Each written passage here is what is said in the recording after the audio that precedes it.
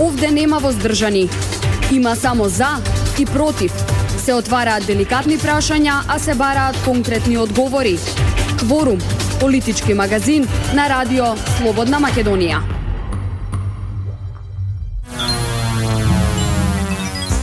Добар ден, почитувани слушатели. Слушате уште еден кворум на брановите на радио Слободна Македонија. Јас сум Бојана Дмитриевска, уредник и водител на политичкиот магазин.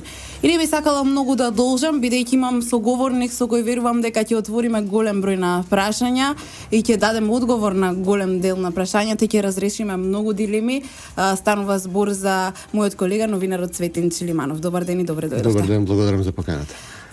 Цветин, најде на почеток малце околу во последниве неколку дена се дигна голема прашина за последната пресконференција на специјалното јавно обвинителство во која на која објавија и колкави се нивните плати, зашто станува збор за огромни суми на плати што ниту еден обвинител во основното јавно обвинителство не ги зема. Исто така и за оние снимки кажаа дека имаат 500.000, а претходно лидерот на Социјалдемократскиот сојуз тврдеше дека дупло повеќе им поставил. Дали после ова паѓа довербата во специјалното обвинителство? Па тоа што одржаа пресконференција на која буквално единствено одговараа на прашања од новинарите, очигледно е дека покажува дека и самите полека чувствуваат дека довербата ја имаат неповратно изгубена. Изгубија довербата во моментот кога решија да не постапуваат по случајот Пуч и по барањето за притворот на Верушевски, која буквално го пуштија човекот кој што после изгледа по трет пат оркестрира ваква кампања за дестабилизација на Македонија од притвор. А во исто време бараат притвор за лица обвинети за навистина работи кои што нити може да се докажат, а и кога би се докажале навистина се минорни во споредба со било што друго што се случувало во Македонија, било која друга политичка гарнитура која што е активна или била активна во земјава. Така да самото тоа што организира пресконференција на која првин забележително беше дека има неколку новинари кои што се верни до гроб на специјалното обвинителство и на СДСМ, нив ги повикаа да поставуваат прашања кои што сметаа дека се најкритични за обвинителките, значи износот на платата, типот на луѓе кои што ги ангажираат како нивни експерти, тоа се исклучува опозицијски наострени коментатори и лица со прилично несигурно и сумнително да речеме експертско познавање, бидејќи денес една работа кажуваат, утре кажуваат друга, како не знам Гордан Калајџиев, Шкарич, повеќе пати имаат правена на вистина сериозни пресврти во нивната експертиза и ставови. Мирослав Грчев како експерт за како политички најистакнат коментатор и дури биснило го фаќа човекот од умреза кон власта, кон ВМРО. Него го викаат како експерт за архитектура, нелепо измислуваат некакви небулози, како не знам, например, како беше висината на зградата можеби не прекорачила, доколку не знам тротарот го направиме 2 метри повисок, па во тој случај точно да, ако например тротарот го дигнеме 2 метри над таму каде што е сега, тогаш зградата нема да има прекорачена височината и тогаш не треба да се руши. Значи такви небулозни тврдења ги плаќаат со тешки пари очигледно за овие луѓе потоа да излагуваат да ги бранат обвинителките, а меѓу другото се разбира и сами на себе си имаат поделено неверојатни плати, па малку излагуваат извештаи во кој луксузен ресторан во Скопје била. И тие пари, не знам, алал нека им се кога навистина да постапуваа како што треба. Значи Верушевски да останеше во притвор, да покажаа дека еднакво водат процеси против страната која што прислушкувала и која што таа политички го злоупотребувала, значи Верушевски, Заев и таа банда полициска, удбашка банда околу нив, и против ВМРО и представниците на владата кои што им се очигледно главен таргет. Значи во тој случај парите секако ќе им беа алал да си ги заработаа како што беше замислено од почетокот. Но очигледно дека обвинителството ги темпира своите пресови, гони само една политичка страна, координира со опозицијата со цел да нанесе максимална политичка штета на ВМРО пред кога очекувавме дека ќе има избори. На јавни настани во дипломатските кругови ги гледаш заедно седат со Медарски, адвокатот на Заев. Значи пред на очигледна цело Скопје координираат, се договараат што ќе прават, замислете што прават зад затворени врати. Така да навистина сумата не би била проблем да работат како што треба, но начинот на кој што работат, че барем да ни даде одговор како што кажа, колку снимки има заев предадено до нив. Ние се уште на тоа нема одговор. Ниту пак знаеме дали ќе продолжат со постапката за случајот Пуч, се уште се немаат изјаснето. Да, бараат, не знам како беше, првиот изговор беше имам свадба. Така. Еве свадбата помина, честитки до младенците, младенци помина. Так. И сега што изговорат, не знам. Не имаат купишта докази, како што не знаеме, не составуваат записник, не кажуваат кој е карактерот и типот на тие материјали што ги имаат, а им фалат докази. Мислам, не, тотално бараат очигледно изговор за да не се постапува по тој случај. И нели, најстрашната работа која што направија, значи нивниот втор случај беше како беше дека Мијалков наводно наредил на некој полицаец да биде посебно груб кон Љубе Бушковски при апсењето. Значи, апсењето не е спорно. Тоа дека Љубе Бушковски земал пари 100.000 евра од човек кој што зборува со грчки акцент, го гледаме на снимките, и договараат промена на името, тоа е докажано. Фатен е ин флагранти кесата како му се предава, се одслужи казната, еве го излезе, значи тоа не е спорно. Спорно е начинот на апсење. И имавме таа бизарна сцена кога обвинителката Фетаи чуеше пред цела јавност на повеќе јазици како беше. Од тогаш имавме ситуација во која човек изврши самоубиство, откако поголем број медиуми на Сорос, на СДСМ го посочуваа дека е дел од власта, дека е, не знам, бизнисмен близок до власта, дека правеа никакви шеми, објавуваа на интернет, еве го човекот, еве фирмата негова, еве не знам, некој сајт, еве ова она.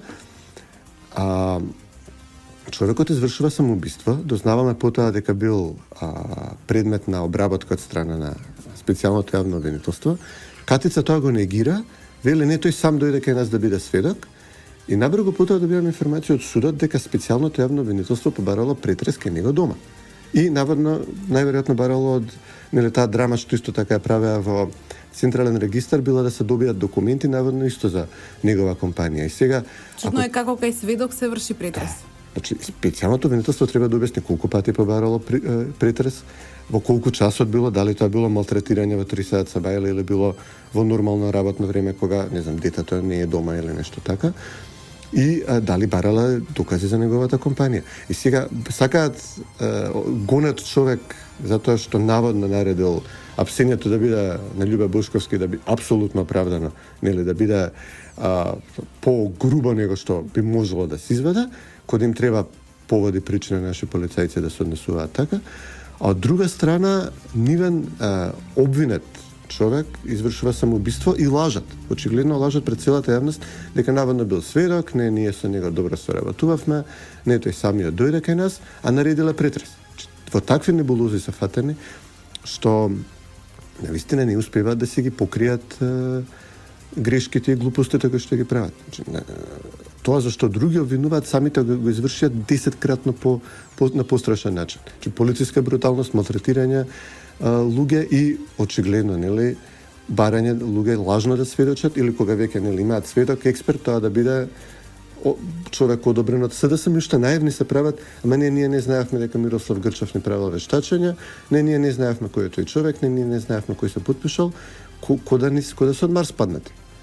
Сега треба ние поверуваме дека не знаеле кој е Мирослав Грчев кога негово вештачење поднале како доказ. Мислам, тоа е неверојатно. Специјалното обвинителство произлезе од договорот од Пржино. Минатата недела славеше 1 година роден ден договорот од Пржино. За некој е мртов, за некој е жив. Странците и понатаму веруваат дека овој договор живее. Владеачката партија велат ние си стоевме и си стоиме на обврските кои произлегоа од Пржино, додека од опозицијската СДСМ велат овој договор е веќе погребан поради констатирањето на оставките кои ги дадоа нивните министри, велат за повторно да заживее овој договор. Потребно е прво да се повлече целосна аболицијата од председателот Иванов, па потоа да се разговара за медиумите, избирачкиот список и останатите реформи. Дали според вас и во овој договор последна година го доживеа тоа што навистина требаше да се доживее, дали е мртов или жив, и дали ќе профункционира во иднина или можеби е повторно да се направи нов пржински договор. Малку ќе излезам од темата, бидејќи спомнавме повлекување аболиција, помилување. Така. Ако веќе повлекуваме помилување, би требало да се повлече пред се помилувањето за Бобо Дајнер, супругот на Радмила Шекеринска. Значи, кога СДСМ излегуваат и велат да се повлече целосно аболицијата, сега они се прават дека не знаат дека супругот на нивната подпредседателка е помилуван и не поднел барање за тоа. А обвинете за дело кое што многу слично на делото за кое што Катица Јанева сака да ги гони поранишната министерка за внатрешни работи Гордана Јанкуловска и поранишниот министер Милијана Киевски, бидејќи делото е, нели, имаме луѓе македонци, етнички македонци од Албанија, кои што како секоја друга држава на Балканот им имаме дадено државјанство. Според Катица, проблемот е во тоа што, не знам, тие луѓе кога аплицирале за државјанство требало некој да провери дали навистина живеат во Скопје, какви договори, дали купиле стан или имале договор за кирија. И сега, ако навистина луѓето поднеле фалсификувани, не знам, договори за кирија, за да кажат дека живеат во центар, за да добијат државјанство и со тоа да добијат право да гласаат, окей, ајде да го испитаме тоа, ама тоа е идентично дело како делото на Радмила Шекеринска, на сопругот на Радмила Шекеринска. Што правил? Подпишувал фиктивни договори за кирија. Сега од други причини. Бобо сакал да сокрие данок, се дели кој знае колкава плата, Шекерински има потреби, таа тука ташници се опрашање, тука се, не знам, Прада, тука се, ти знаеш подобро, штикли, што се неколку кошта. А од друга страна, луѓе кои што буквално бегаат од невидена мизерија во рурална Албанија, каде што, не знам, асфалт нема, вода нема, бараат подобар живот, нив ќе ги гониме, а сега сопругот на Шекеринска за исто дело ќе го ставиме, па не може. Значи, нека поднесе тој барање за повлекување на помилувањето, па потоа нека излезат СДСМ, нека кажат бараме повлекување на помилување. Се разбира дека треба да се повлече помилувањето на Зоран Заев за случајот Глобал и според мене апсолутно мора да се повлече помилувањето на синот на Верушевски. Александар Верушевски, значи познат како психопат, рекетар, насилен човек кој што пукаше не знам колку пати низ Скопје, колку пати беше обвинет за убиство, треба да му се повлече пред се затоа што во 2005 година Верушевски јавно одеше од весник до весник и тврдеше дека има докази против тогашниот претседател Црвенковски, кој што ќе излезат во јавност ако неговиот ненормален син не биде помилуван. Значи не за Александар Верушевски, него ќе губија некој кога и да е, тоа е фикс. Мора да се отповикува помилување за човек кој што излезе од затвор пред време за обиди за убиства, после само 10 месеци одлежани, затоа што тој случај, тоа помилување покажа дека Верушевски во континуитет уценува, се обидува да оценува врвни политичари во оваа земја, смета дека е хувер, смета дека има право да располага со докази за сите во земјава и дека кој ќе му застане на пат или ако не му се свиѓа владата или ако му треба нешто од претседателот може да оценува, треба Црвенковски и Иванов да седнат заедно да се обратат на јавноста. Црвенковски треба да кажа зошто со што бил оценуван, што било имало таа папка, зашто нели попушти и очигледно сите прифати помилување на лудиот син на Верушевски, а Иванов веднаш потоа треба да го отповлече тоа помилување, неговиот син да заврши таму каде што му е место во затвор. Тогаш, да речеме, ќе имаме некаква правда и се разбира, имајќи предвид дека дуи во последно време инсистираат дека не требало да се даваат помилување на политичари, би требало, нели, кога веќе сметаат така, тоа да важи и за нив и нивната аболиција, односно амнистија да се отповика. Тогаш можеме да кажеме дека имаме, нели, правда и имаме мир. А инаку за другите делови од Пржино, не знам, согласни сме дека ВМРО во голема мерка ги исполнија условите дури за работа кои што никаде во светот не важат. Премиер да се повлече пред избори, владата да се видоизмени, значи тоа беа енормни отстапки од страна на ВМРО кон СДСМ, се со цел да се кандидатираат, да учествуваат на избори кои што требаше да ги имаме вчера. СДСМ очигледно лажаа дека ќе учествуваат на тие избори, лажаа пред Хан, лажаа пред Хојтји, пред сите странски посредници кои што дојдаа, лажаа пред амбасадорите Бейли и Ораф, но очигледно со нивно свесно соучесничество во тоа. Се со цел Груевски да поднесе оставка во исполнување на тој договор и потоа кога веќе ја добија таа неверојатна отстапка за нив, тогаш рекоа сега не одиме на избори. Така да договорот доколку навистина биде мртов на крај, тоа не е поради ВМРО, тука е поради СДСМ. Така, Чилиманов, имам уште многу теми за разговор, но тука е време да направиме пауза за реклами. Почитувани слушатели, останете со нас, за кратко сме назад повторно во студиото. Повторно сме назад во студиото на Радио Слободна Македонија. Мој денешен гостин е новинарот Цветин Чилиманов. Чилиманов се најавува нова посета на Јоханес Хајндел, специјалниот пратеник кој Германското министерство за надворешни работи го испрати во Македонија за да посредува во решавањето на политичката криза. До сега беше 2 пати во рок од една недела, 2 пати ја посети Македонија, но не донесе никаков конкретен предлог, само ја скенираше ситуацијата. Нема најава кога точно ќе доаѓа во земјава, но се најавува наскоро дека и по трет пат ќе ја посети. Што може да очекуваме? Може ли некаков конкретен предлог да донесе?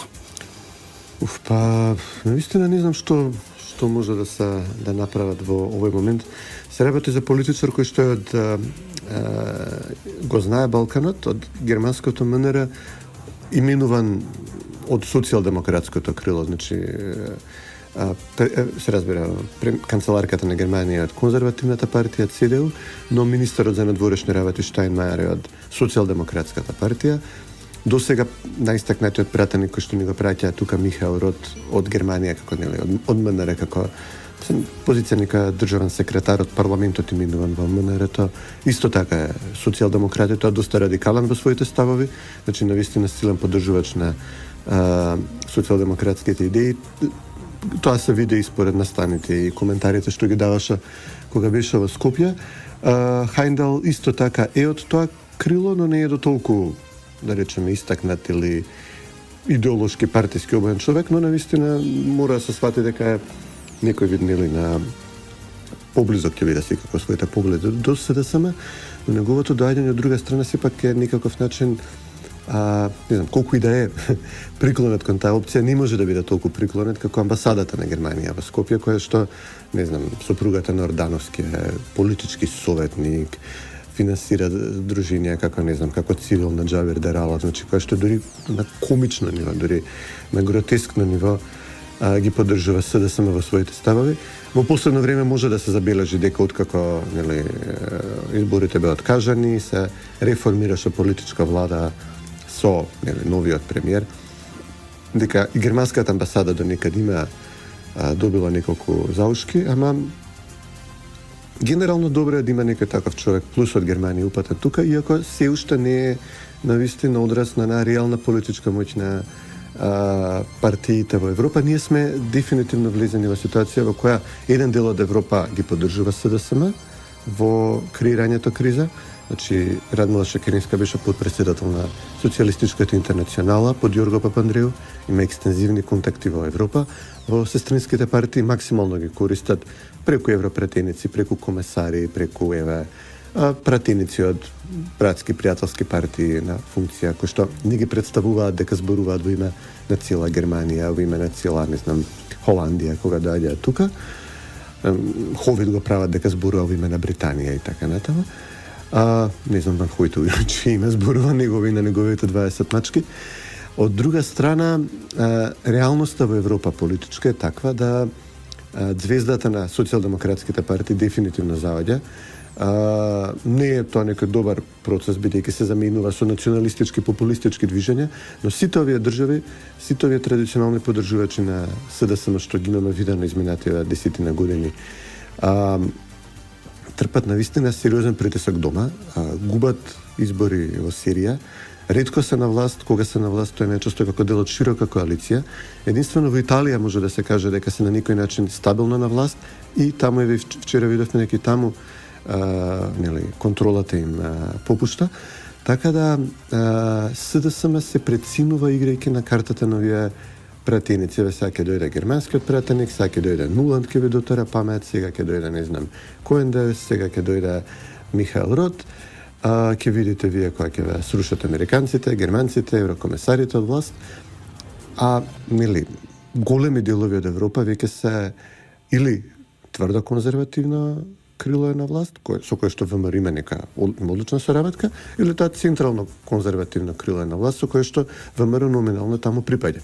Имавме тој смешен момент кога СДСМ инсистира дека ВМРО е под изолација, Груевски оди на конференцијата во Луксембург Ангела Меркел држи говор, а на паното над Ангела Меркел Груевски македонското знаме во позадина насмеан го представуваат. Значи, а Ангела Меркел се обрети уште поинтересен момент е што точно пред неја стои вториот наистакнат премиер во Европа од низината партија, Виктор Орбан.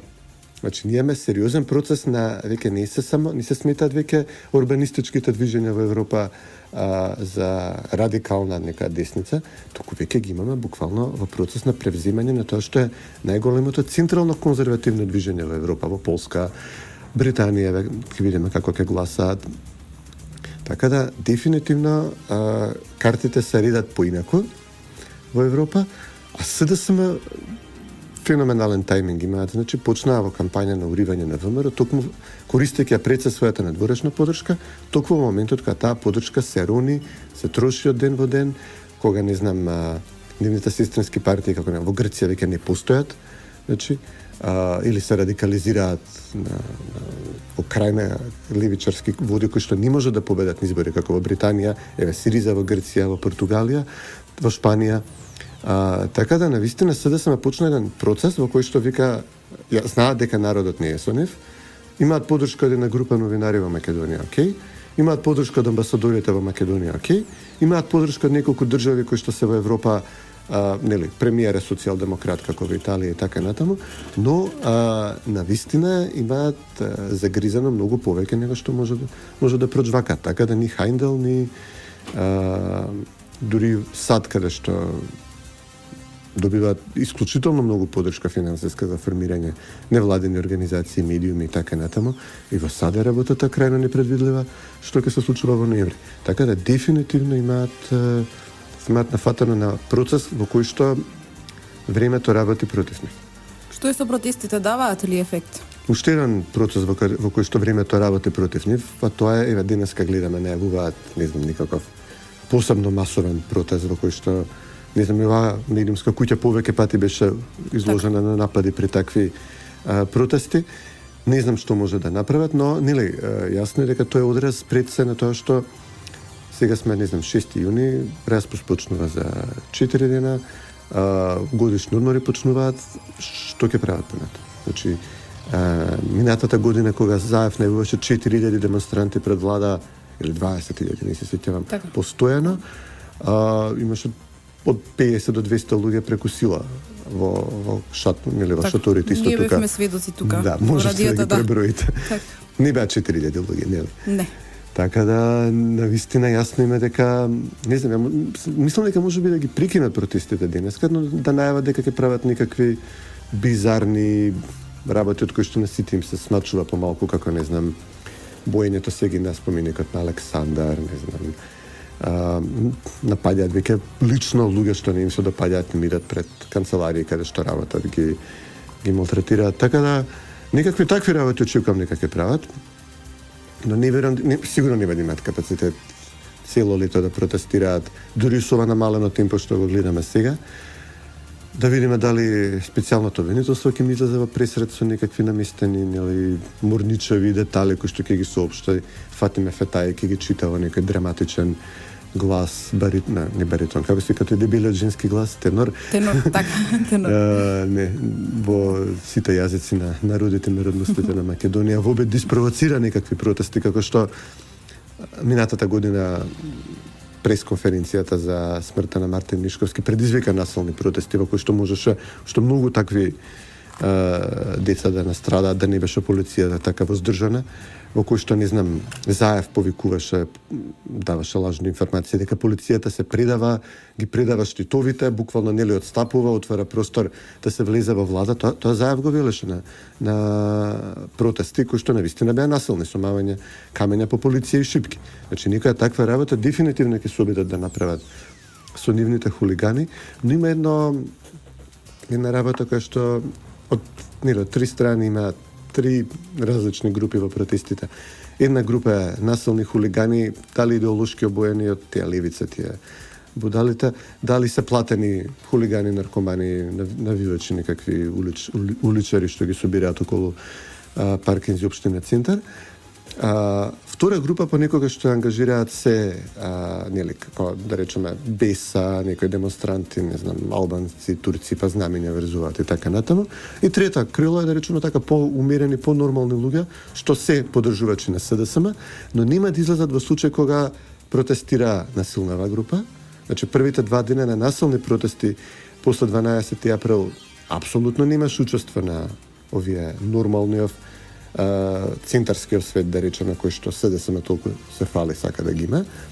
Од друга страна, па кога протестите се мирни и културни, кога може да мобилизираат поддржувачи, пак им недостасува, се гледа дека им фали тој медиумски ефект, они сака да гледаат крв, како, не знам, боја црвена теча по улици, некои драматични пароли.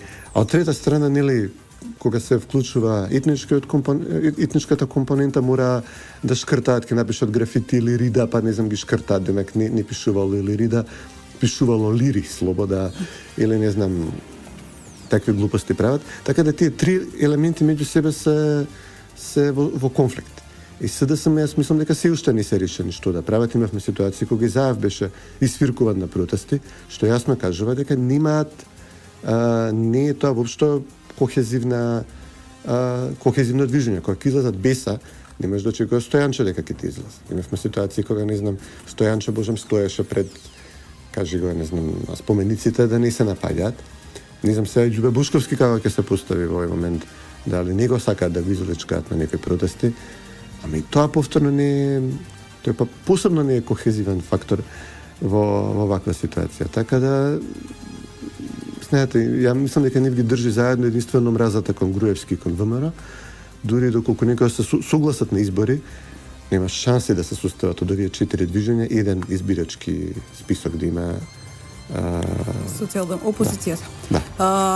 Кога веќе ги спомнавме изборите, ВМРО-ДПМН не изразува подготвеност кога Социјалдемократскиот сојуз ќе собере храброст да излезе на избори, нели да се забетонира тој датум и 100 дена пред тие избори да се формира техничка влада со цел исполнување на обврските од пржино. Постојат многу сценарија кога би се одржале изборите, особено шпекулации во новинарските кулари, некои велат можни се избори на есен во октомври, некои велат се другата година, некои велат во редовниот термин кога ќе дојде, и ведна твоја проценка кога можна Македонија да гласа и кога би ставиле конечно крај на оваа агонија во која долг период се наоѓаме. Па, знаете, не знам, ја не би ги правил во октомври, бидејќи како што кажав, има неколку, нели, очигледно е дека политичкиот центар се мести во десно, се преместува во десно. И некои моменти кои што може да ги предвидиме, да речеме гласањето во Британија, да видиме како ќе се одрази, но исто така и гласањето во ноември во САД.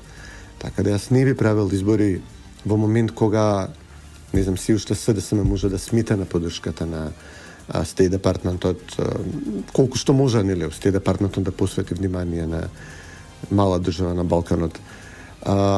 Се уште може да сметаат на финансиите на USAID, така да јас навистина мислам дека е глупаво да се држат избори во октомври, освен, нели, доколку анкетите покажуваат дека јасен пораз на демократите, во тој случај веќе и во USAID ќе почнат поинаку да размислуваат, ќе се вклучи црвената сијаличка дека утре друга гарнитура може да биде на власт, дека ќе мора да одговараат за тоа колку милиони евра, долари имаат дадена на Сорос во Македонија и на СДСМ за нивните, нели, отворено политички проекти.